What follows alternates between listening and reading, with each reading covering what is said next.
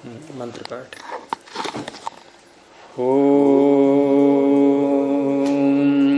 सहनाववतु सहनौ भुनक्तु सह वीर्यं करवावहै तेजस्विनावधीतमस्तु मा विद्विषावहै। ॐ शांति शांति शांति। न्याय दर्शन की 132वीं कक्षा आप सभी का स्वागत है। शब्द अर्थात पद, व्यक्ति, आकृति या जाति, इनमें से किसको कहता है? उसमें कई पक्ष बन सकते हैं कि केवल व्यक्ति को कहता है, केवल आकृति को कहता है, केवल जाति को कहता है, या व्यक्ति और आकृति को कहता है, अथवा व्यक्ति और जाति को कहता है, और अंतिम पक्ष क्या बना था? तीनों को कहता है। तो उसमें एक एक करके विचार चल रहा है। उसमें पहले आकृति का पक्ष उठाया था, पूर्व पक्षी ने अपनी मान्यता रखी थी और उसने वहां प्रकट किया था कि जब भी हम कोई पद बोलते हैं तो उससे आकृति अर्थ नहीं, पहले व्यक्ति का था कि व्यक्ति अर्थ निकलता है। उसके बाद सिद्धांती ने उसका खंडन करते हुए और ये उत्तर दिया कि यहाँ व्यक्ति को जो कह रहा है वो अभिधा वृत्ति से नहीं कह रहा है, वो लक्षणा से कह रहा है। अभिधा वृत्ति से जाति को ही कहता है, ऐसा सिद्धांती ने कहा था। तो पूर्व पक्षी ने कहा ठीक है, अगर व्यक्ति को नहीं कहता है तो फिर हम दूसरा पक्ष ले लेते हैं। तो यहाँ 61वें सूत्र तक हमारा कल हो गया था। अब आगे 62वें सूत्र की भूमिका में इसके गुरुजी ये अतद्भावे अपि तदुपचार है कि ये अतत् शब्दस्य तेन शब्देन भी इसके थोड़ा सा अतत् शब्द का हम जब समास करेंगे तो पहले तत् का और शब्द का समास करेंगे, फिर नए समास। बस दो भागों में बांटना है इसको। तो पहले तत् का और शब्द का ये करेंगे कर्मधारय समास कि सह च असौ शब्दः इति तत्शब्दः। तो वह शब्द सर्वनाम क्या होते हैं? ये विशेषण। तत् कैसे कहोगे आप? शब्द पुल्लिंग का है, नपुंसकलिंग का होते आप। जैसे हम कहें तत्कार्यम, तो हम कहेंगे तत्च, नहीं आगे बोलो तत्च। अब यहाँ भूल कर गए आप, असौ पुल्लिंग का है, अदह तत्च अदह कार्यम च, ये हो गया तत्कार्यम। और शब्द क्योंकि पुल्लिंग है तो अदह का भी पुल्लिंग बनाना होगा और तत् का भी पुल्लिंग। तो स च असौ शब्दश्च इति तत्शब्दः। समास करके तो मूल ही शब्द रहेगा, सह थोड़ी बनेगा वहां। और श को छ करके तत्शब्द बन गया, क्योंकि सर्वनाम शब्द ये सदा ही विशेषण होते हैं किसी के भी, जिसके साथ बोले जाएंगे।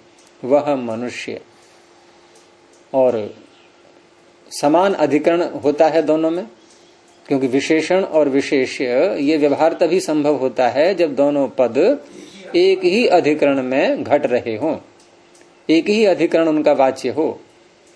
तो सर्वनाम शब्द ऐसे ही होते हैं ये। या तो आप अकेले बोल देंगे वह, कोई बात नहीं, लेकिन साथ में दूसरा शब्द बोला है तो विशेष्य ही होगा वो, और सर्वनाम बन जाएगा विशेषण। तो यहां सह शब्द यानी कि तत् शब्द का अर्थ क्या हो गया? वह शब्द। अब ये वह शब्द क्या है? गौ। यहां पर यहां वह शब्द कौन है? गौ ही तो है। हम गौ पर चर्चा कर रहे हैं। अब आप दूसरा समास करेंगे कि न विद्यते या अविद्यमानः कह दो। अविद्यमानः तत्शब्द यस्य। अब तत्शब्द से आप गौ बोलो बार बार तो आपको स्पष्ट हो जाएगा। अविद्यमान तत्शब्द यस्य, अविद्यमान है गौ शब्द जिसका। अब यहां तात्पर्य कहने का यह है कि जिसको गौ शब्द नहीं कह रहा है, जिसको गौ शब्द नहीं कह रहा है, क्योंकि बहुरी समास में अन्य पदार्थ ही प्रधान होता है।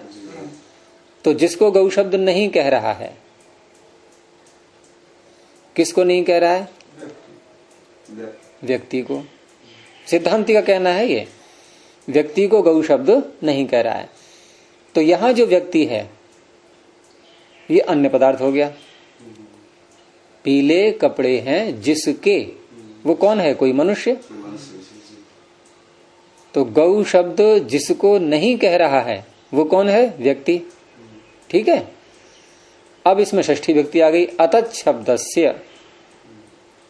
अतत् शब्द का अर्थ हो गया व्यक्ति यहां पर इस प्रसंग में, और षष्ठी व्यक्ति आ गई इसमें, तो क्या अर्थ हो गया? व्यक्ति का। ठीक है।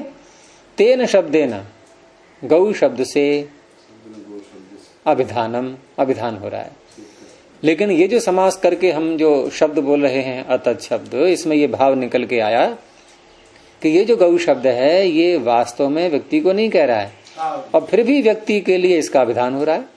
तेन शब्देन अभिधानम, व्यक्ति के द्वारा, शब्द के द्वारा, गौ शब्द के द्वारा व्यक्ति कहा जा रहा है, ये भी कह रहे हैं साथ में। और पीछे समास करके ये भी कह दिया कि गौ शब्द व्यक्ति को कह नहीं रहा है, यानी गौ शब्द व्यक्ति को नहीं कह रहा है, फिर भी गौ शब्द के द्वारा व्यक्ति का कथन हो रहा है। तो वो क्यों हो रहा है? उसको कहा कि अतत् भावेपि तदुपचार, ऐसा होता है, कुछ निमित्त हैं उसमें, कुछ कारण हैं उसमें। वो 10 कारण इन्होंने गिनाए। अब उन 10 कारणों में से यहाँ कितने कारण लगेंगे? क्योंकि आवश्यक नहीं है सारे ही लग जाए यहाँ। पीछे जो उदाहरण दिया था उसने, या शब्द, समूह इत्यादि 10 उदाहरण दिए थे। उन 10 में, इन 10 में से कौन से कारण वहां हैं जिनके कारण से ये गौ शब्द व्यक्ति को नहीं कहते हुए भी कह रहा है? गौ शब्द का वाच्य व्यक्ति नहीं है, फिर भी व्यक्ति को कह रहा है। उसमें इन 10 कारणों में से कौन कौन से कारण घटेंगे? तो अंत में बता दिया था। अंतिम पंक्ति देखिए आप, आधिपत्यात् का जहां व्याख्या की गई है कि तत्र अयम सहचरण योगात, नहीं सहचरणात् योगात्वा, सहचरणात् योगात। 2 कारण इन्होंने ले लिए इसमें से, 10 में से। 8 कारण ये अन्य कहीं घट जाएंगे। 2 कारण यहां ले लिए कि सहचरण और योग। सहचरण आपका पहला था इसमें, और योग आया था 8वां।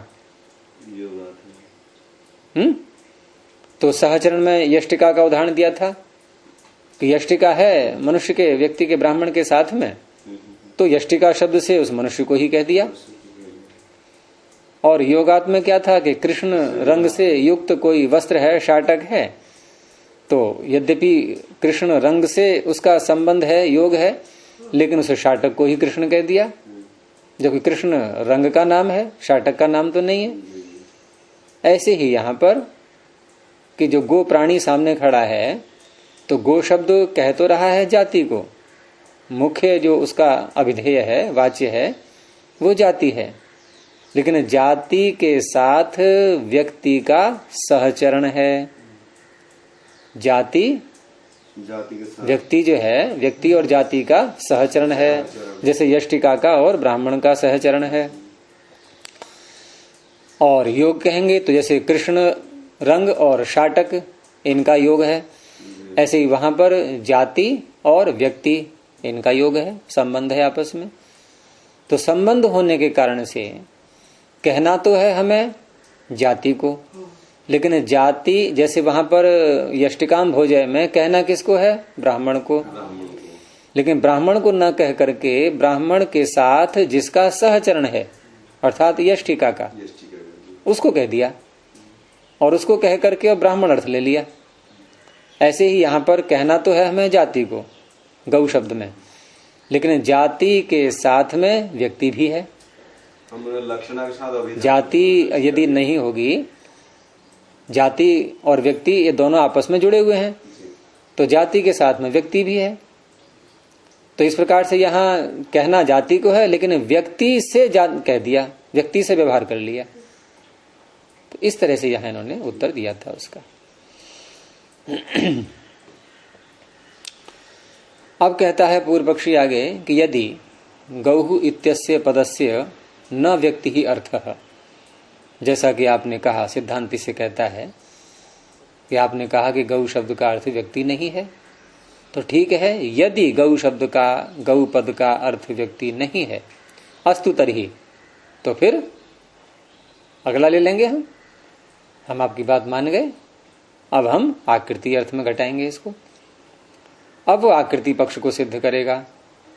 तो अगला सूत्र आकृति को सिद्ध करने वाला 62वां आ रहा है। बोलेंगे आकृति ही तद अपेक्षत्वात् सत्व व्यवस्थान सिद्धे है। आकृति ही, ये प्रतिज्ञा हो गई। पद का अर्थ आकृति ही, आकृति पद का अर्थ है, लेकिन प्रतिज्ञा है तो हेतु के द्वारा सिद्ध करना होगा। हेतु दिया कि तद अपेक्षत्वात् सत्व व्यवस्थान सिद्धे है।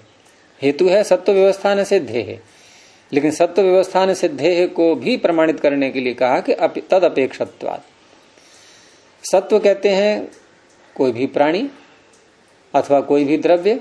नहीं, ये सत्व प्रधान है नामानी का ना, वहां द्रव्य अर्थ है, सत्व प्रधान है नामानी, वहां द्रव्य अर्थ है। हाँ। प्राणी अर्थ भी होता है। आयुर्वेद में सत्व शब्द आपको प्राणी मिलेगा, बहुत जगह मिलता है। तो सभी ले लीजिए आप, यहाँ पर द्रव्य हो या कोई भी हो, प्राणी भी द्रव्य ही हैं सारे। उनके व्यवस्थान की सिद्धि होने से सत्व का, ये स्वयं आगे खोलेंगे कि व्यवस्थान किसका कहना चाह रहे हैं ये। जैसे गाय खड़ी है सामने, गो प्राणी खड़ा हुआ है, अब उसमें उसके अवयव हैं, उसके जो जिन घटकों से बना है वो गो प्राणी, उनका एक यथार्थ रूप में जहां जो अंग होना चाहिए, जहां जो अवयव होना चाहिए, उसके आधार पर उसकी रचना परमात्मा ने की है। जहां कान होना चाहिए वहां कान है, जहां हाथ पैर होने चाहिए वहां पैर हैं, जहां पूंछ होनी चाहिए वहां पूंछ है। एक रचना विशेष उसकी की गई है।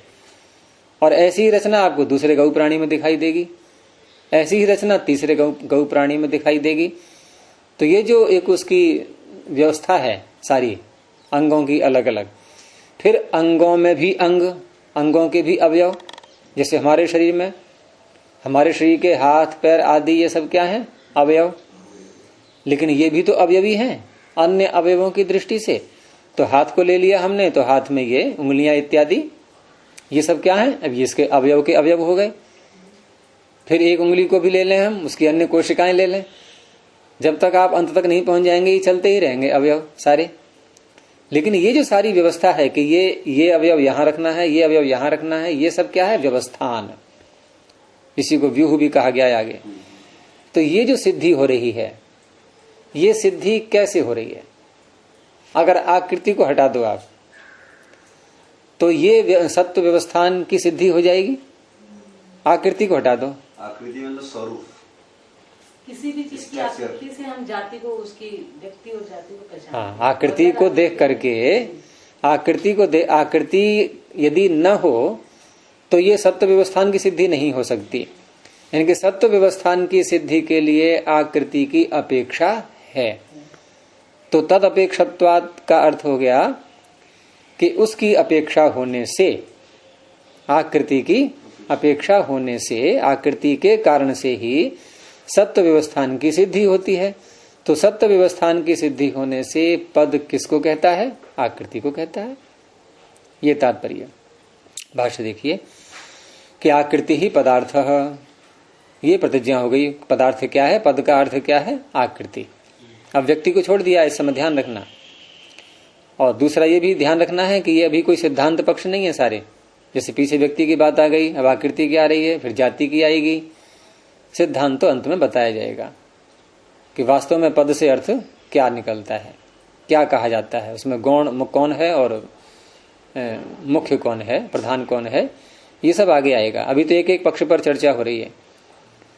तो कहा आकृति ही पदार्थ, सिद्धांती पूछता है कैसे, कस्मात, किस कारण से आपने कह दिया कि पद का अर्थ आकृति होता है? उत्तर दिया तदपेक्षत्वात् सत्व व्यवस्थान सिद्धे है, आकृति की अपेक्षा से ही सत्व के व्यवस्थान की सिद्धि होती है। अब ये सत्व व्यवस्थान सिद्ध थोड़ा जटिल शब्द है, इसको खोल रहे हैं ये कि सत्व अवयवानाम तद अवयवानाम च नियतो व्यूह आकृति ही। आकृति क्या है? यद्यपि कह पूर्व पक्षी रहा है, लेकिन पूर्व पक्षी भी कभी कभी सिद्धांत की बातें बताता है। ये भी एक सिद्धांत की ही बात है। आकृति किसे कहते हैं, इसकी ये परिभाषा भी एक प्रकार से, ये वाक्य, ये शब्द प्रमाण के रूप में आप कहीं प्रस्तुत भी कर सकते हैं इसको कि आकृति किसे कहते हैं। तो किसे कहते हैं आकृति? कि सत्वावयवानाम, सत्व कोई भी द्रव्य, कोई भी प्राणी, उसके अवयवों का। अब ये हो गए मुख्य मुख्य अवयव। जैसे अपने शरीर में ले लें हम तो सिर, हाथ, पैर, आंख, नाक, कान इत्यादि, ये सब क्या है? सत्व के अवयव। अब तद अवयवानाम से, अब यहां तद शब्द किसको कह रहा है? अवयव को, अवयवों के अवयव। अब हाथ के अवयव, उंगली आदि, और इसको और घटाते जाओ आप, फिर बोल दो तद अवयवानाम च, फिर बोल दो तद अवयवानाम च, या कहीं तक भी बोल सकते हैं। एक मार्ग दे दिया है ना, एक विधि बता दी कि ऐसे जो रचना हो रही है। और कैसी है ये रचना? कि नियतो व्यूह, एक निश्चित व्यूह है ये। चक्रव्यूह नाम सुना था नहीं? तो व्यूह क्या होता है भाई? चक्रव्यूह बनाया है शत्रु को घेरने के लिए कि आ जाए तो फंस जाए, उसमें निकल ना पाए। जैसे अभिमन्यु फंस गया था, तो व्यूह में क्या होता है वहां कि देखो यहाँ ये पैदल सेना खड़ी होगी, यहाँ रथ वाले होंगे, यहाँ घोड़े वाले होंगे, यहाँ ऐसा होगा, यहाँ ऐसा होगा। अलग अलग अलग अलग स्थानों में सबको लगा दिया गया। ये क्या है? विशेष ऊह, व्यूह, व्यूहन। ऐसे ही परमात्मा ने, तो व्यूह का मतलब होगा विशेष प्रकार की ऊहा कल्पना है। हाँ, ऊह, कल्पना तो नहीं कहते हैं इसको, क्योंकि कल्पना में तो मिथ्यापन होता है, और ये है तर्क, इसलिए ऊहस तर्क पीछे आ चुका है। ये तर्क है, यानी कि बुद्धिपूर्वक रचना है ये, इसको आप यूं कह सकते हैं। व्यूह का अर्थ बुद्धिपूर्वक विशेष रचना, ज्ञान पूर्वक। तो परमात्मा ने भी जो प्राणी बनाए हैं या जो द्रव्य बनाए हैं, मनुष्य भी बनाते हैं, तो वहां भी ये ध्यान रखते हैं कहाँ क्या। जैसे कोई मशीन बनाई गई, कौन सा पुर्जा कहाँ होगा, एक विशेष व्यवस्था करनी पड़ती है, बुद्धि का ही प्रयोग होता है वहां है? तो ये सब क्या है? व्यूह। तो यहाँ कैसा व्यूह है ये? तो कहा नियत, ये नियत है, एक निश्चित है। अब जितने भी हम गो प्राणी देखेंगे उनकी पूंछ पीछे ही होगी, हो गया नियत। हम जितने भी मनुष्य को देखेंगे तो सिर जहां है वहीं होगा, हाथ जहां होने चाहिए वहीं होंगे, पैर जहां होने चाहिए, नाक, आंख, ना जितने भी हैं रचना। और यदि ऐसा न करे परमात्मा, अनेक प्रकार के मनुष्य बना दे, तो फिर वो जाति ही भिन्न बन जाएगी। आप मनुष्य नहीं कह सकते उसको, क्योंकि जाति का तात्पर्य यही है कि एक जैसा बोध होना, एक प्रकार की आकृति वाला, एक प्रकार की आकृति। तो एक प्रकार की आकृति कब बनेगी? जब नियत व्यूह होगा। तो नियत व्यूह कैसे होता है? कि उसके अवयव, फिर अवयवों के अवयव, फिर अवयवों के अवयव, इनको यथास्थान रखा जाता है, उनका स्थापन किया जाता है। ये स्थापन शब्द सूत्र में है ना, यही है ये सत्व का अवस्था। सत्व नहीं, सूत्र में क्या है? व्यवस्थान शब्द था, तो व्यवस्थान यही है ये कि सत्व के अवयवों का, फिर अवयवों के भी अवयवों का एक व्यवस्थान है। अवस्थान, विशेष रूप से उनको रखना, उसी को खोला है व्यवस्थान शब्द को ही नियत व्यूह शब्द से। ये नियत व्यूह का तात्पर्य व्यवस्थान। तो ऐसे जो एक नियत व्यूह होता है, यथास्थान सारे अवयवों को रखना, स्थापन करना, उससे जो एक उभर करके सामने रूप आता है हमारे, उसे कहते हैं आकृति। यह है आकृति का अर्थ। अब आकृति को खोल दिया इन्होंने, स्पष्ट हो गया। अब आगे बढ़ रहे हैं कि तस्याम गृह्यमाणायाम। अब ये तदपेक्षत्वात् का अर्थ कर रहे हैं कि तस्याम गृह्यमाणायाम, उस आकृति के ग्रहण होने पर, उस आकृति के होने पर क्या होता है? सत्व व्यवस्थानम सिद्ध्यति। अब यदि आकृति न हो तो जहां जहां ये अवयवों का व्यूहन किया गया है, ये हो पाएगा? बनेगा ही नहीं, क्योंकि आकृति की अपेक्षा इसमें सदा रहेगी। जैसे कोई चित्रकार चित्र बना रहा है, अभी प्रारंभ किया है बनाना, या किसी राजमिस्त्री ने मकान बनाना अभी प्रारंभ किया है, पहली ईंट रखी है, लेकिन उसकी बुद्धि में जो बन करके मकान की आकृति उभरेगी वो पहले से है कि नहीं उसके ज्ञान में? चित्रकार ने चित्र बनाना प्रारंभ किया तो उसके ज्ञान में उस चित्र की आकृति पहले से है कि नहीं? अर्थात हम जब व्यूहन करेंगे यथास्थान, चित्रकार चित्र बना रहा है कि कहाँ हाथ लगाना है, कहाँ पैर लगाना है, जिसका भी चित्र बना रहा है, तो उसमें उन स्थानों पर उनका चित्रण करने से पहले उसके मस्तिष्क में आकृति विद्यमान है। तो व्यूहन करने से पहले आकृति की अपेक्षा हो गई। तो यही सूत्र में है तद अपेक्षत्वात्, उसकी अपेक्षा से ही सत्व व्यवस्थान की सिद्धि होती है, नहीं तो हो ही नहीं सकती। तो परमात्मा भी जब ये प्राणियों को बनाता है, गर्भ में बच्चा बन रहा है, तो परमात्मा के ज्ञान में उसकी आकृति पहले से है और यथास्थान उन अंगों का व्यूहन कर रहा है, वो उनके अवयवों का व्यूहन कर रहा है, एक एक कोशिका वहां पहुंचा रहा है, लगा रहा है, सारी क्रियाएं हो रही हैं। सब ये कैसे हो रही हैं? नास्तिक लोग ईश्वर को नहीं मानते कि सब अपने आप हो रहा है। अपने आप कैसे हो जाएगा? बुद्धि का काम चल रहा है।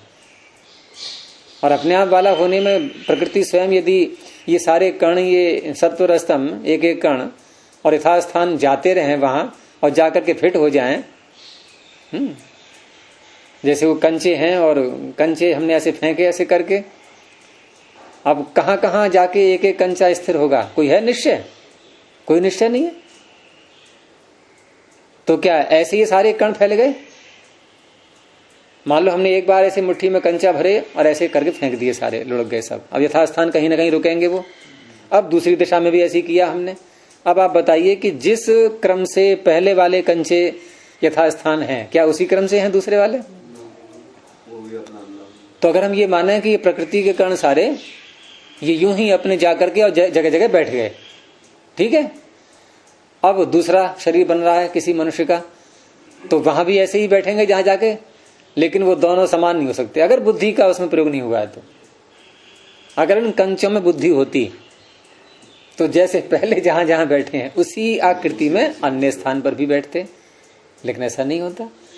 परंतु यहां तो हम देखते हैं कि हर रचना में बुद्धि चातुर्य दिखाई दे रहा है।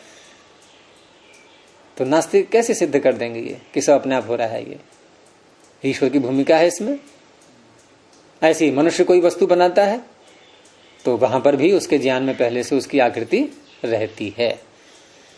तो तद अपेक्षत्वात्, बिना आकृति की अपेक्षा के सत्व व्यवस्थान की सिद्धि नहीं हो पाएगी। आकृति और व्यक्ति में कुछ अंतर है? हाँ, व्यक्ति वह है जो प्रकट, पीछे सूत्र आ चुका था कल, सारा इसका उसी का था पूरा व्याख्यान, कल सारी व्याख्या उसी की थी। व्यक्ति की भी व्यक्ति है व्यज्यते इति व्यक्ति है, जो प्रकट हो जाता है, जिसके साथ हम व्यवहार करते हैं, जिसके साथ हम, जैसे रस्सी से गाय बांधी गई, अब आप आकृति को नहीं बांध रहे हैं, वहां व्यक्ति अर्थ होगा। एक गाय खड़ी है, एक गाय बैठी है, तो वहां हम आकृति के आधार पर व्यवहार नहीं करते हैं। हम आकृति खड़ी है, आकृति बैठी है नहीं कहते हैं। और व्यक्ति शब्द का प्रयोग भी हम भाषा में खूब बोलते हैं, आकृति नहीं बोलते।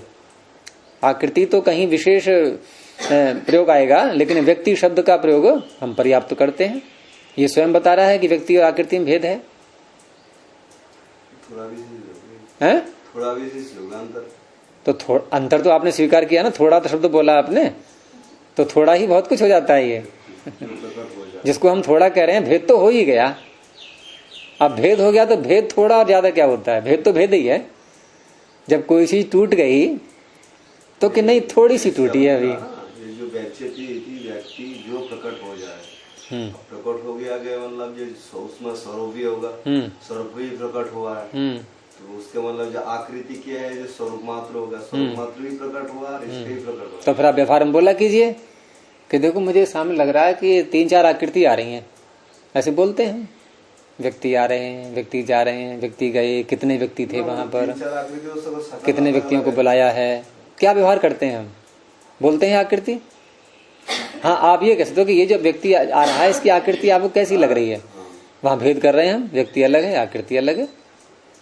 तो इस तरह से व्यक्ति कोई एक इकाई होती है, एक इकाई, और वो भिन्न है, और दूसरा व्यक्ति वो भिन्न है, लेकिन आकृति दोनों की एक जैसी लग रही है आपको।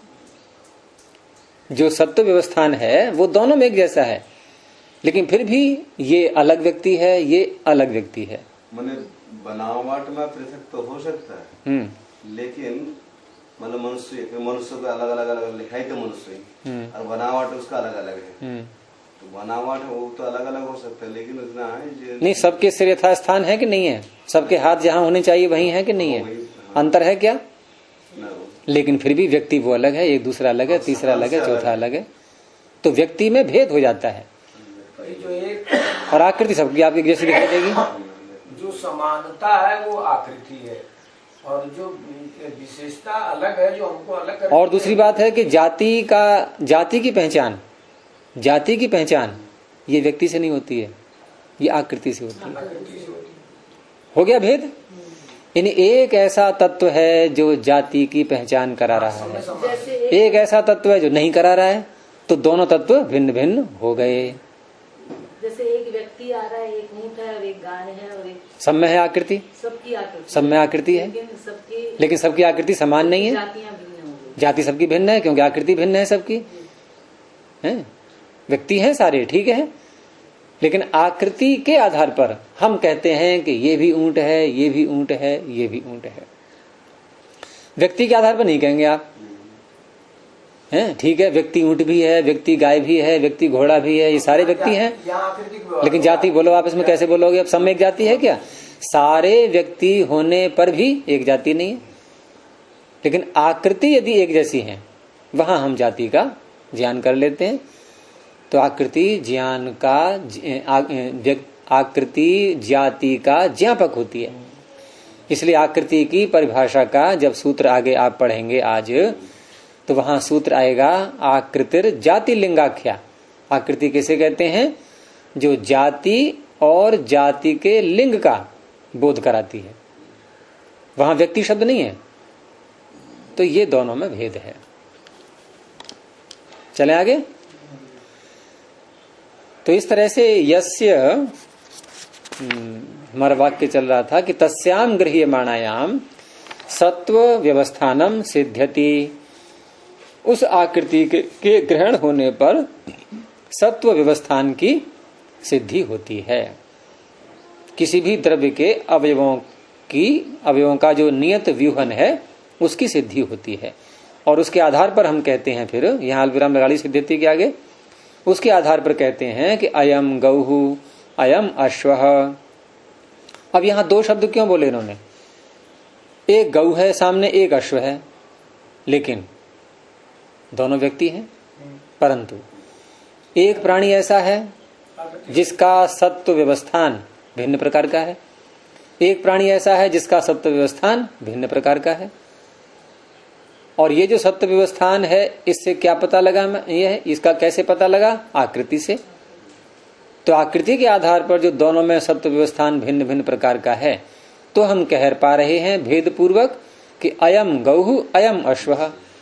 दोनों को ये नहीं कहा कि अयम गौहु अयम गौहु, अश्व को गौ नहीं कहा, गौ को अश्व नहीं कहा। ये भेद क्यों आ गया? यहाँ भेद हम किस आधार पर देख रहे हैं? आकृति के आधार पर। लेकिन आकृति के आधार पर जो देख रहे हैं, तो आकृति मुख्य हो गई यहाँ पर, और आकृति के कारण से ही, आकृति की अपेक्षा से ही वहां सत्व व्यवस्थान की सिद्धि हो रही है। तो न अग्रही माणायाम, यदि आकृति का ग्रहण नहीं करेंगे तो हम नहीं कह पाएंगे कि अयम गौहु अयम अश्वः, ये नहीं कह सकते फिर आकृति को हटा करके। हैं जाति से क्योंकि इन दोनों की भिन्न जाति, यही तो आकृति होती है। जाति का पता कैसे लगा आपको? आकृति को देख करके। यद्यपि ये कोई सिद्धांत पक्ष नहीं है अभी, यहाँ तो एक चर्चा हो रही है कि क्या पद का अर्थ व्यक्ति माने, आकृति माने, जाति माने। व्यक्ति वाला पीछे निकल चुका, आकृति का ये चल रहा है, जाति का आगे आएगा, सिद्धांत अंत में आएगा फिर कि वास्तव में पद का अर्थ क्या होता है। लेकिन हमें व्यवहार में जैसा जैसा लग रहा है वैसा पूर्व पक्षी उठाता जा रहा है विषय को, और हमें सही भी लग रहा है ये। लेकिन बीच बीच में ये भी बात उठती है कि यहाँ जाति, जैसे आपने कहा कि जाति भी है यहाँ, तो सारी बातें आ रही हैं सामने। लेकिन अब वास्तव में मिला जुला अर्थ क्या बनेगा पद का, वो अंत में बताएंगे। तो यस्य ग्रहणात् सत्व व्यवस्थानम सिद्ध्यति, जिसके ग्रहण से, ये जिस कौन है? ये आकृति है, ठीक है। अब आप यहाँ एक सामान्य रूप में ले लो, ये जो लिंग जैसे कहें आप शंका कर सकते हैं यस्य कैसे आ गया, यस्याह आना चाहिए, तो कोई बात नहीं, प्रातिपदिक का निर्देश होता है तो उसमें लिंग कोई ज्यादा महत्व नहीं रखता है, और कोई भी लिंग दे सकते हैं आप। नपुंसक लिंग भी कह सकते हैं इसको, यस्य। जहां किसी भी लिंग की विवक्षा नहीं होती है वहां नपुंसक लिंग का प्रयोग कर देते हैं, है ना।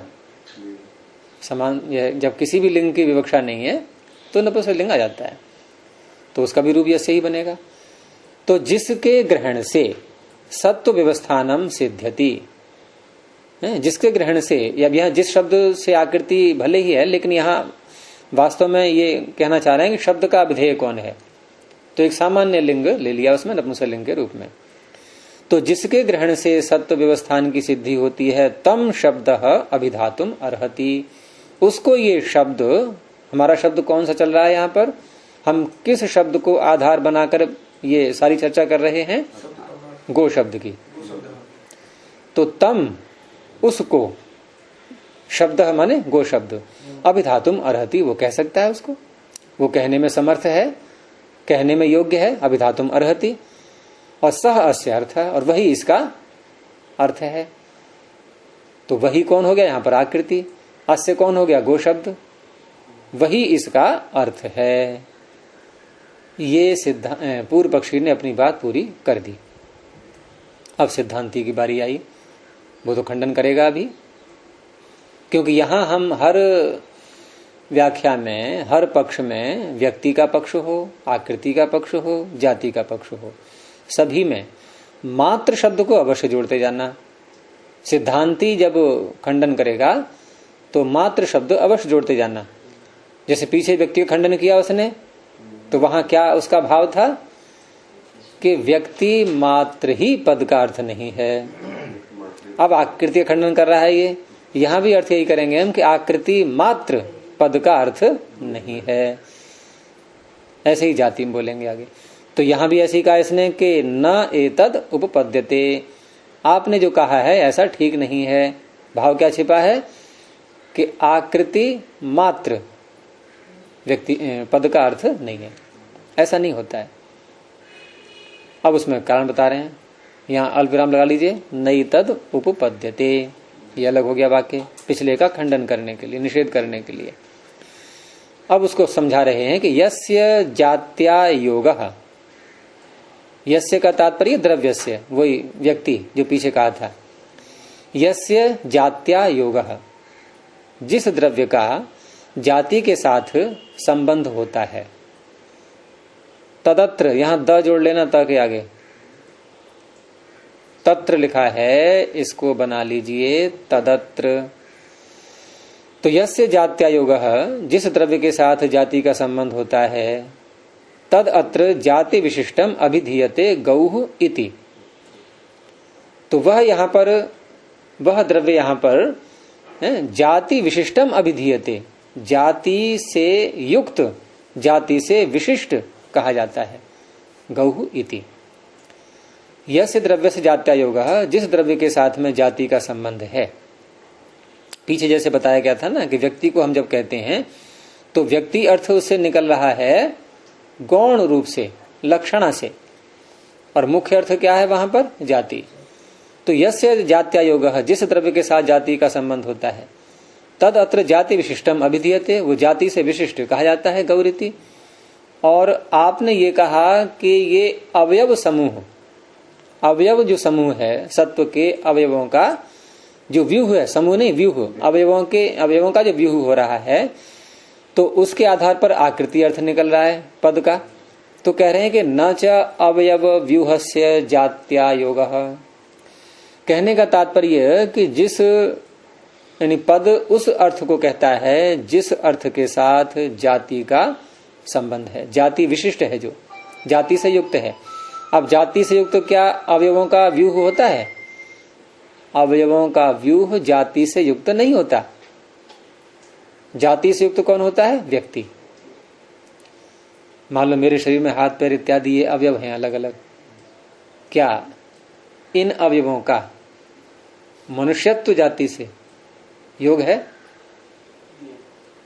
आपने सिर ऐसे हिलाया अभी। मनुष्यत्व, मनुष्यत्व का तो पूरे व्यक्ति से है संबंध, पूरे व्यक्ति से।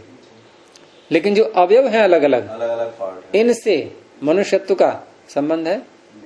वही कह रहे हैं यहाँ पर कि न च अवयव व्यूहस्य जात्या योगः। अवयवों का जो व्यूहन हो रहा है, जो व्यूह हुआ है, यथास्थान उनका स्थापन हुआ है, इसके साथ जाति का संबंध नहीं है। जाति का संबंध किसके साथ में है? प्रश्न किया पूर्व पक्षी ने। कस्य तर्हि कि नियत अवयव व्यूहस्य द्रव्यस्य। अब द्रव्य को लाई साथ में ये, और द्रव्य का तात्पर्य वही है जो पीछे कहा था व्यक्ति, कि नियत अवयव व्यूहस्य, नियत अवयवों का व्यूह हो गया है जिसका, ऐसा जो द्रव्य है उसके साथ में जाति का संबंध है। आगे एक द्रव्य से और लिखा है, ऐसे काट दीजिए। तस्मात्, इसलिए अब क्या निश्चय निकला? न आकृति ही पदार्थ। पद का अर्थ केवल लगा देना, मात्र। पद का अर्थ मात्र आकृति ही नहीं है। अब पूर्व पक्षी के पास क्या बचा है? कौन सा पक्ष? जाति बचा। तो वो तो अपने एक एक करके बात रख रहा है ना। अब उसने कहा ठीक है, आपने व्यक्ति को भी स्वीकार नहीं किया, आपने आकृति को भी स्वीकार नहीं किया, तो अभी तो मेरे पास है एक और विषय, मैं उसको मान लूंगा फिर। अर्थात फिर पद का अर्थ क्या है? जाति। अस्तु तर्हि जाति ही पदार्थ है, हम जाति को ले लेते हैं।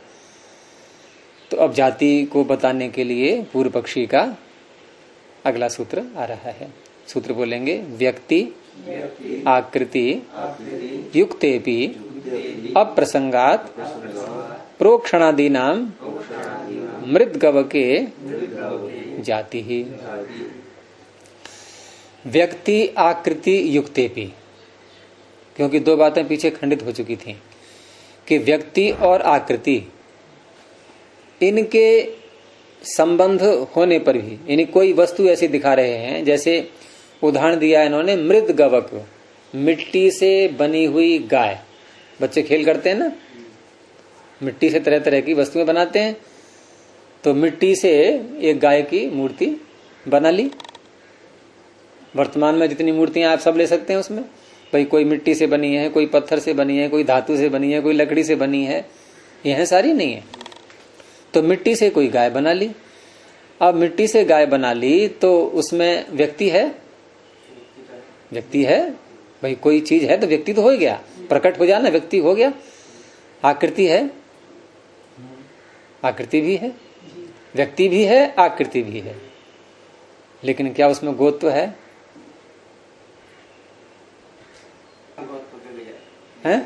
गाय है क्या वो? और अगर गाय है तो उसको हम क्या नहला सकते हैं? क्या उसको घास खिला सकते हैं? क्या उसका दूध निकाल सकते हैं? ये शब्द आ रहे हैं इसमें प्रोक्षण आदि नाम में। प्रोक्षण आदि, प्रोक्षण तो हो गया एक, चलो स्नान कराना, सफाई करना उसकी। अब आदि से और सारी बातें ले लो आप। जितने भी व्यवहार हम गो प्राणी के साथ करते हैं उनमें से कोई भी एक व्यवहार ले लो आप, प्रोक्षण आदि जो सब ले लिए इन्होंने, इनमें से कोई कर पाएंगे? अच्छा, व्यक्ति है, आकृति है, ये व्यवहार क्यों नहीं कर पा रहे हैं? क्या चीज नहीं है उसमें? क्या नहीं है? मतलब एक मिट्टी गाय ले लो, एक बनी बनाई जो प्राणी परमात्मा ने बनाया है वो ले लो आप। अब उसके साथ हम सारा व्यवहार कर रहे हैं प्रोक्षण आदि, उसके साथ नहीं कर रहे हैं। अब तीन अर्थ हैं हमारे सामने, व्यक्ति, आकृति, जाति। उसमें व्यक्ति भी है, उसमें आकृति भी है।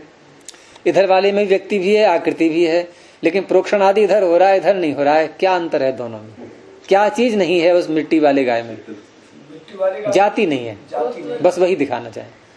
इसलिए पद का अर्थ ज्ञान कैसे होगा? आकृति को देखकर गाय का ज्ञान कैसे होगा? वो प्रयोग कर दिया, ऐसे गौण प्रयोग है वो। हमने जो गाय बोल दिया है उसको, गाय बोलने पर भी गाय के साथ किया जाने वाला व्यवहार वहां नहीं होगा। क्यों नहीं होगा? कारण गोत्व नहीं है। इसलिए बोलते हुए कहते हैं ये गाय की मूर्ति है। हाँ, तो क्यों कह रहे हैं हम? गाय नहीं है ना। और गाय को नहीं कहेंगे ये गाय की मूर्ति है। गाय को है और ये गाय की मूर्ति, ये मूर्ति है, ये गाय की आकृति है। अब आप वहां घटा लो कि ये भगवान की क्या अर्थ निकला? क्या अर्थ निकला? ये भगवान नहीं है, भगवान की मूर्ति है।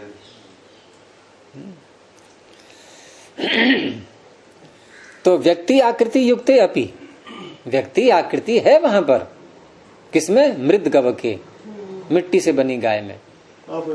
परंतु प्रोक्षणादि नाम अप्रसंगात, प्रोक्षण आदि जो क्रियाएं हैं इनका प्रसंग वहां नहीं हो पा रहा है, ये नहीं हो पा रही है उसमें। उसको घास खिलाना, उसको नहलाना, उसका दूध निकालना, ये सारे कार्य, रस्सी से बांधना, चराने ले जाना, ये सब काम वहां नहीं हो पा रहे हैं। इनका प्रसंग न होने से क्या है इसकी प्रतिज्ञा? जाति ही। पद का अर्थ क्या है? जाति। अब जाति पर आ गया ये पूर्व पक्षी। तो अर्थ देखिए, पहले प्रतिज्ञा की जाति ही पदार्थ। पद का अर्थ क्या है? जाति है। कस्मात, क्यों? पूर्व पक्षी ने पूछा, वो सिद्धांति ने। तो उत्तर दे रहा है कि वो सूत्र ही उतार दिया पूरा कि व्यक्ति आकृति युक्त अपि, व्यक्ति और आकृति का संबंध होने पर भी मृत गवक के, मिट्टी से बनी गवक में, गाय में, प्रोक्षणादि नाम, यहां भी गवक बोल दिया है इसको, गो को गवक, क्योंकि गो नहीं है वास्तव में ये, तो गवक शब्द से बोल दिया है। तो उसमें मृत गवक के प्रोक्षणादि नाम अप्रसंगात, प्रोक्षण आदि क्रियाओं का प्रसंग न हो पाने से, ये उसने उत्तर दे दिया। अब वो प्रोक्षण आदि क्रियाएं कौन सी हैं वो आगे खोल रहे हैं थोड़ा सा, कि गाम प्रोक्षय, गाय को स्नान कराओ, ये वहां नहीं हो पाएगा। गाम आनय, गाय को लाओ, तो कोई लाएगा मिट्टी गाय को? लो मैं गाय ले आया है, बांध लो इसको, और इतनी कीमत है इसकी, दे दो मुझे और अपना दूध निकालते रहना है। गाम देही, इसको गाय दान कर दो, दे दो। क्या मिट्टी गाय दान नहीं की जाती? ये सब आदि शब्द से ले लिए इन्होंने, प्रोक्षण आदि। तो न एतानी मृद गव के प्रयोज्यन्ते, ये सारी क्रियाएं मिट्टी से बनी गाय में नहीं की जाती हैं। कहीं झूठा प्रयोग भी कर लेते हैं। हाँ, तो कर लेते हैं। जैसे किसी ने कहा कि भाई मुझे 100 रुपए चाहिए, कि अच्छा ठीक है, आपको 100 रुपए चाहिए, अभी देता हूं मैं। उसने एक कागज लिया, उस पर लिखा 100 रुपए। उसने कहा ये लीजिए। तो ये क्या है? ये कि आप बोलो क्या है? तो उसने बोला कि 100 रुपए, बस यही तो आपको चाहिए था, ये दे दिए मैंने।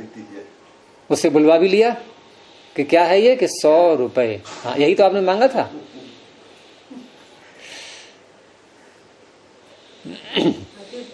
पंडित लोग दक्षिण ईश्वर के मुकुट चढ़ा दो, सोने का, चांदी का, खड़ाव चढ़ा दो, धन संग्रह करने के लिए ईश्वर के नाम पे करते हैं। उनका त्रिशूल चढ़ाओ, उनका छत्र चढ़ाओ। तो इनका प्रयोग मृत गवक में नहीं होता है। प्रश्न किया अकस्मात, कैसे नहीं होता है आप बताइए? उत्तर दिया पूर्व पक्षी ने, जाते हैं अभावात, क्योंकि इसमें जाति नहीं है। मृत गवक में, मृत गवक में गोत्व जाति नहीं है। और अन्य 2 बातें हैं, उसी खोला कि अस्ति ही तत्र व्यक्ति ही, व्यक्ति वहां है। अस्ति आकृति ही, आकृति भी है। यद अभावात तत्र असम प्रत्यय, जिसके न होने से वहां असम प्रत्यय हो रहा है। सम्यक प्रत्यय जो होता है, सम्यक बोध, जिसको हम कह सकें निश्चय पूर्वक ये गाय है, ऐसा प्रत्यय, ऐसा बोध, ऐसा ज्ञान वहां नहीं हो रहा है। यद अभाव, जिसके अभाव से नहीं हो रहा है। तो किसके अभाव से नहीं हो रहा है? जाति के अभाव से। तो सह पदार्थ, वही पदार्थ है, वही पद का अर्थ है। तो पूर्व पक्षी ने तीनों बातों को कहते समय बहुत प्रबलता से सिद्ध किया है कि व्यक्ति अर्थ है, आकृति अर्थ है, जाति अर्थ है। और सिद्धांती जब खंडन कर देता है तो लगता है अरे ये तो पूर्व पक्षी की बात बड़ी कमजोर पड़ गई। और जब ये देखते हैं पूर्व पक्षी का वर्णन तो लगता है ये तो बहुत ढंग से अपनी बात रखी है इसने, और ऐसा ही है, यही निकलता है, ऐसा ही होना चाहिए। लेकिन अब यहाँ सिद्धांती इसका भी खंडन कर देगा। और उसमें भी बोलिए साहित्य में भी जाति में ही माना है, संकेत ग्रह, संकेत ग्रह जाति में ही माना है साहित्य में भी। हाँ, संकेत ग्रह जाति में ही माना गया है। जाति है, जाति की प्रधानता होती है। हमारा सारा व्यवहार, लोक व्यवहार जाति के आधार पर ही चलता है। क्यों? क्योंकि हम जो शब्द बोलते हैं ये पहचानना, जहां जहां भी हम पहचानना बोलते हैं, ये पहचान, इसमें मुख्य बिंदु अंदर यही छिपा हुआ है। व्यक्ति तो नष्ट हो सकता है। हाँ, व्यक्ति नष्ट हो जाता है। तो हम जो पहचानते हैं, ये पहचानना ये जाति के आधार पर ही होता है कि ये मनुष्य है, ये अमुक प्राणी है, ऐसे करके। अब सिद्धांती इसका भी खंडन कर रहा है। तो 64वां सूत्र बोलेंगे, न आकृति व्यक्ति अपेक्षत्वात् जाति अभिव्यक्ते है। न, बात खत्म कर दी। आपने जो कहा है ये ऐसा नहीं है, अर्थात ऐसा नहीं है। कैसा नहीं है? कि पद का अर्थ केवल, केवल जोड़ देना, मात्र, कि पद का अर्थ केवल जाति हो, ऐसा नहीं है। पहले ना पद का अर्थ केवल व्यक्ति, पद का अर्थ केवल इस प्रकार से था, इसमें भी ऐसा ही है। ऐसा नहीं है। क्यों नहीं है ऐसा? तो कहा कि आकृति व्यक्ति अपेक्षत्वात्, आकृति और व्यक्ति की अपेक्षा होने पर ही जाति अभिव्यक्ति है, जाति की अभिव्यक्ति होती है। आप आकृति और व्यक्ति को हटा नहीं सकते। आप ये कहें यदि कि पद का अर्थ केवल जाति है, तो केवल जाति कहने से ये निकलेगा कि आप व्यक्ति और आकृति को बिल्कुल हटा रहे हैं। वो व्यक्ति, हाँ, व्यक्ति और आकृति को हटा रहे हैं। उसका उत्तर दिया है इन्होंने कि आकृति और व्यक्ति की अपेक्षा से ही जाति की अभिव्यक्ति होती है। जाति को हम जान ही तब पाते हैं, तो इसलिए उनकी भी आवश्यकता है, उनका भी अपना महत्व है। और उनका महत्व है तो पद से फिर वो भी अर्थ निकलेगा।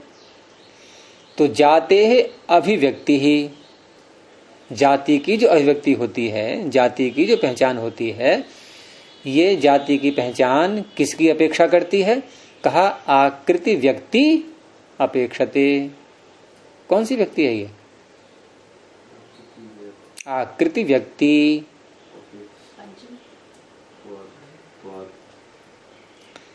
आप सिद्ध कर पाओगी पंचमी? किस आधार पर कहा आपने? कोई पीछे आधार तो होगा। कहीं रूप सुना है ऐसा कि व्यक्ति शब्द का रूप चलाएं हम और पंचमी में व्यक्ति ऐसा बन जाए? देखो आप भाष्य खोलो अपना। तो जाते अभिव्यक्ति ही आकृति व्यक्ति अपेक्षते। मैंने अर्थ बोल तो दिया था, अर्थ से समझ जाओ कि जाति की अभिव्यक्ति आकृति और व्यक्ति की अपेक्षा करती है। तो कौन करता है, कौन क्रिया है, कौन कर्म है, कौन संप्रदान है, कौन अपादान है, ये सारा निकल जाता है ऐसे ही अर्थ करते। यह है द्वितीया का द्विवचन, अपेक्षा का कर्म हो गया। ये किसकी अपेक्षा हो रही है? आकृति और व्यक्ति की। तो जाति की अभिव्यक्ति आकृति और व्यक्ति की अपेक्षा करती है। न अगृह्यमाणायाम आकृतौ, या व्यक्तौ, दोनों ले लिए। अगृह्यमाणायाम क्योंकि एक वचन है तो आप आकृतौ के साथ में अलग बोलेंगे, व्यक्तौ के साथ में अलग बोलेंगे। तो आकृति के ग्रहण न करने पर और व्यक्ति के ग्रहण न करने पर जाति मात्रम शुद्धम न गृह्यते। न को इधर जोड़ लीजिए। आकृति और व्यक्ति के ग्रहण न करने पर जाति मात्र, मात्र लगाया यहां पर अभी, जैसा कि पूर्व पक्षी कह रहा था तो जाति मात्रम शुद्धम न गृह्यते, आप शुद्ध जाति को नहीं ले पाएंगे। फिर शुद्ध जाति का अर्थ केवल जाति, उसको नहीं ले सकते आप आकृति व्यक्ति को हटा करके, बिना उनके ग्रहण किए। क्योंकि जैसा हमने पीछे विचार किया ही था कि जाति का पता कैसे लगता है, आकृति को देख करके। और आगे सूत्र आएगा ही, आकृति जाति लिंगाख्या। आकृति कहते ही उसको है जो जाति को बताती है, जाति जिसका लिंग होता है। मतलब वही तीनों की पुष्टि कर दी है? जाति और आकृति इसके बिना ना, सॉरी, आकृति और व्यक्ति इसके बिना जाति संभव ही नहीं। हाँ, जाति का ज्ञान नहीं होगा। नहीं। जाति का ज्ञान यदि हो रहा है तो इसका अर्थ है आपने आकृति और व्यक्ति का सहारा लिया है, आकृति व्यक्ति की अपेक्षा आपने की है। अपेक्षा क्या होता है? एक होता है उपेक्षा और दूसरा अपेक्षा। उप ईक्षण, समीप से देख लिया, ज्यादा ध्यान नहीं दिया। जैसे जा रहे हैं रास्ते में तो कि देखो मैं आपसे उस दिन जो है आप जा रहे थे, मैं भी था, और आपने मेरे से नमस्ते भी नहीं की, आपने मेरी तरफ देखा ही नहीं।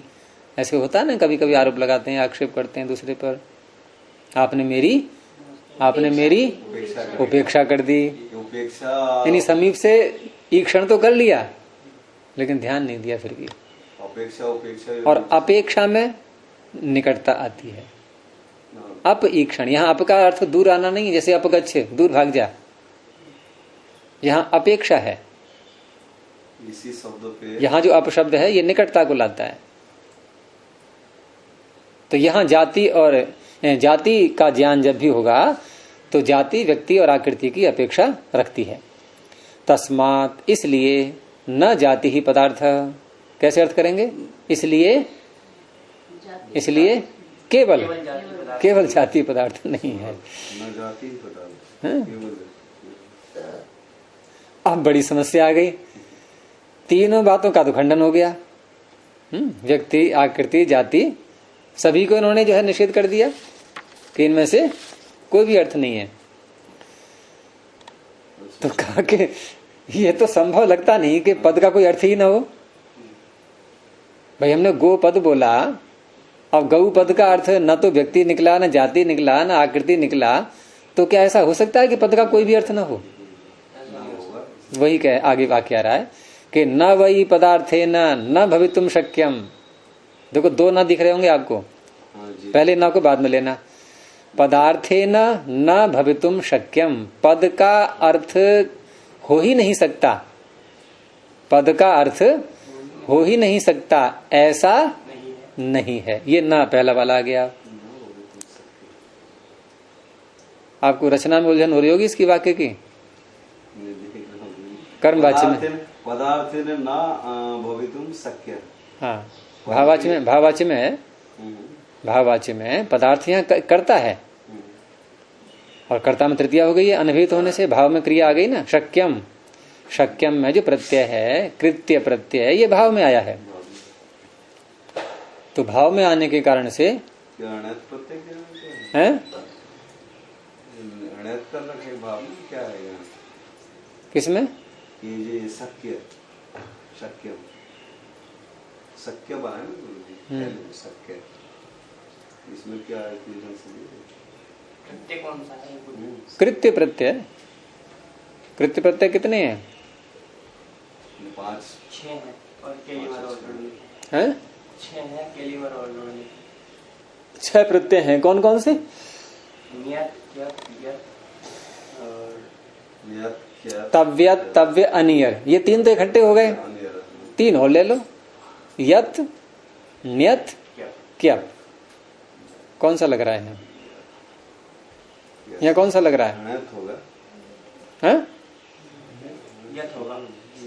यत होगा। तो यत किससे होता है? तो अचोयत तो अजंतों से करता है यत। फिर कैसे करेंगे? थोड़ा आप आगे बढ़ जाओ। यत किससे कहें? अचोयत अजंतों से होता है ना, तो कैसे करेंगे फिर? नहीं तो सूत्र आप एक पे लेके बैठ जाते हो, उसके आगे भी तो बोला करो थोड़ा सा। अचोयत के आगे बोल दो, आपका अपने आप समाधान हो जाएगा। तो पूर्व दुग्धात में ये पवर्ग होना चाहिए, पवर्गांत, जैसे लब धातु है, आप वहां क्यों पहुंच गए जब यति ही करना है तो इसी के आगे बोलो सूत्र। पूर्व धुपधात के आगे भी सूत्र है कोई नहीं, ये अष्टधाई का अंतिम सूत्र है, ये नहीं है। नहीं सूत्र तो भूल गया लेकिन दिमाग में, अच्छा दिमाग में नहीं आ रहा है। शकी सहोष्ट है, बस हो गया काम। शक और सह धातुओं से भी यत प्रत्यय होता है। सूत्रों पर अधिकार है ना तो जरा आनंद अधिक आता है फिर भाषा में पढ़ने में।